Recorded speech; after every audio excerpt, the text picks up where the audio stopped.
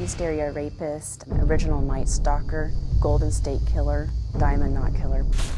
So many depraved monikers for one sick monster. He committed 56 attacks that included 75 victims that he let live and 12 victims that he killed.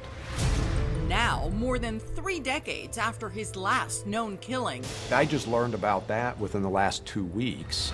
detectives uncover a new clue in the case that's left generations of Californians living in fear. A strange trophy the sadistic psychopath took from one of his victims. He's perhaps one of the country's most prolific serial rapists and killers, and he likes to stay in touch.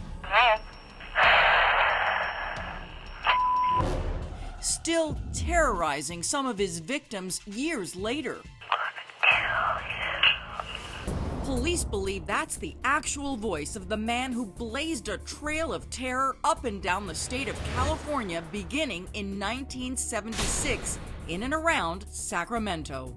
It was a sleepy town, small town community. People left their doors unlocked, they left their cars unlocked in the driveway. But investigator Carol Daly says when the fiend was done with it, the state's capital was changed forever. Gun shops sold out of guns, hardware stores sold out of locks and alarm systems. So number one occurred in Cordova Meadows, and that's actually where we have the strongest cluster in the entire series. In Sacramento alone, over 30 rapes, all in upper middle-class neighborhoods, all in the dead of night, in the most frightening way imaginable. When people are probably in their deepest of sleep, he makes entry into that home. He is all of a sudden appearing at the foot of their bed. He would very commonly be wearing some sort of a mask. I looked up and there was a man standing there with a ski mask with a long butcher knife. Jane Carson Sandler is one of his earliest victims, awakened with her 3-year-old son sleeping next to her in bed. And he was just standing right over me. I mean, he put a knife right to my chest and made a few little cuts. We were tied and gagged and blindfolded very quickly.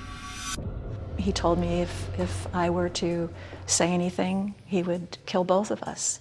And he just kept telling me to shut up. The attacker stays in the house for an hour, rummages through kitchen drawers, then leaves. Over the following months, the attacker makes sure Jane doesn't forget a thing. What did he do? He'd call and then there would be no one on the other end of the phone. And I just knew it was him. At the time, the rapist thought to be between the ages of 18 and 30 becomes emboldened. He starts attacking when both men and women are at home asleep, binding the man and raping the woman. And he adds a chilling new technique to maximize the terror. At a certain point, he separates the female out into the family room, and he comes in with the dishes and puts it on the male's back and tells the male, if I hear these move, she's dead, or I'm going to cut a part of her off and bring it to you. Before long, the serial rapist hits the road and heads south from Sacramento. After he does the second attack in Stockton, that's where he now starts to toggle back and forth between Modesto and Davis. Along the way, he would grow even more diabolical. He would rape the female victim, and then he would bludgeon the victims to death using an unknown object, usually, but he would take the item, in most cases, from the crime scene.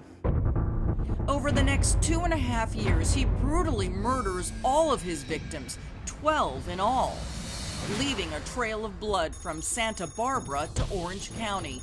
Among his victims, Lyman and Charlene Smith. Lyman was a very respected and prominent attorney in Santa Paula. It was pretty much expected that he was going to be one of the county's next Superior Court judges. Lyman's 13-year-old son from another marriage is the one who discovered the bodies. He sees his dad and stepmom in bed with the covers pulled over them. He pulls the covers back a little bit and notices it's his dad, and his dad is dead. Charlene had been raped. Both were bludgeoned to death with a piece of firewood. And there was something very peculiar about how they had been bound. Knots that were used on their wrist got classified as a diamond knot. It's like an ornate knot used in decorative stuff and oftentimes maybe sailing. The unusual clue shows up only that one time in a gruesome crime spree involving 56 separate attacks. Possible sketches of the most wanted man in California come from a few witnesses who may have seen him fleeing one of his many crime scenes or prowling the neighborhood in search of prey. What most people don't realize is those are composites that other people said, hey, I saw a strange guy walking in the neighborhood. None of those composites came from the victims because he always had a mask on. So we, to this day, really don't know what his face looks like. The only physical description surviving victims can provide is one very tiny trait.